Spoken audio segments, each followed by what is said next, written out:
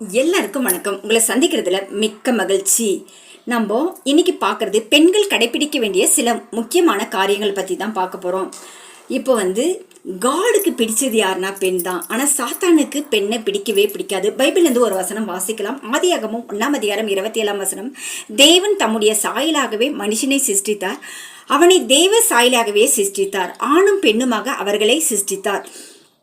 அவர் மனுஷனை சிருஷ்டித்தார். எப்படி தெய்வ சாயலாகவே சிருஷ்டிக்கிறாரு. ஆணும் பெண்ணுமாக அவர்களை சிருஷ்டித்தார். ஆண் பெண் பாகுபாடை அவர் பார்க்கல.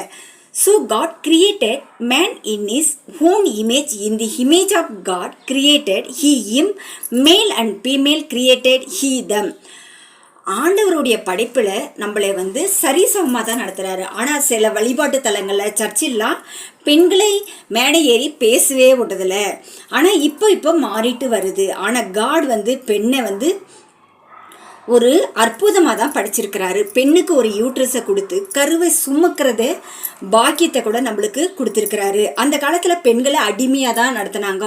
சங்கீத வழிபாட்டு தலத்திலலாம் இன்னுமே பெண்களை சேர்க்கிறதே இல்லை. ஆதியாகமும் 3 அதிகாரம் 15 வசனம் சொல்லுது, உனக்கும் ஸ்திரிக்கும் உன் வித்துக்கும் அவள் வித்துக்கும் பகை உண்டாக்குவேன், அவர் உன் தலையை நசுக்குவார், நீர் அவர் குதிகாலை நசுக்குவார் என்றார்.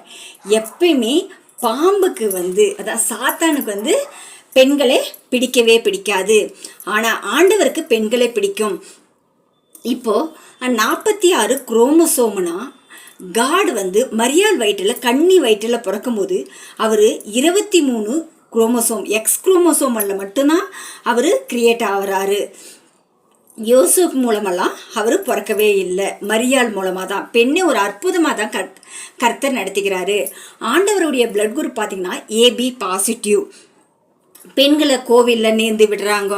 மெனி பீப்புள் விருந்தாக யூஸ் பண்ணுறாங்க. அப்புறமா உடன்கட்டை ஏறுதல், கணவன் இறந்துட்டா உடனே மனைவி இறந்துடணும். அதுக்கப்புறமா அவங்கள உடன்கட்டை இறந்ததுக்கப்புறம் அவங்க ஃபோட்டோ எடுத்துன்னு வழிபடுறது, விற்கிற ஆதரனை இதெல்லாம் பண்ணிகிட்டு இருக்காங்க. இதெல்லாம் பிசாசுனுடைய வேலை தான். ஆனால் காட் மரியாள் வயிற்றில் தான் பிறந்தாரு. கன்னியின் குமாரன் தான் இயேசு கிறிஸ்து.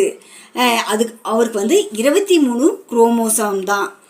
பைபிளில் NIVயில் போட்டிருக்கிறது எப்படின்னா யோசூப்பினுடைய அப்படின்னு போட்டிருக்கு. அதெல்லாம் கிடையவே கிடையாது.